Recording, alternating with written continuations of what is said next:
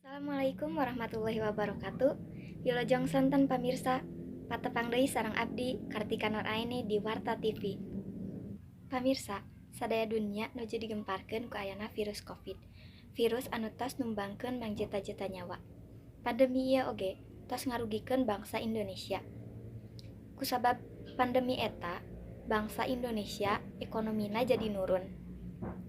Loba pagawe anu dieureunkeun.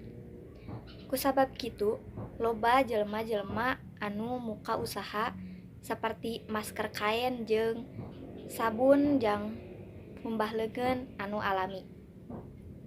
Usaha eta ngahasilkeun kauntungan sabab mangrupakeun kabutuhan jang pandemi kieu. Urang sadaya kudu gancang-gancang nganggeuskeun ieu virus Covid. Salah sahiji carana kudu taat kana protokol kasehatan. Ingat, ngawasuh panangan, ngangge masker, sareng ngajagi jarak. Dicekapkeun wae sakitu. Wassalamualaikum warahmatullahi wabarakatuh.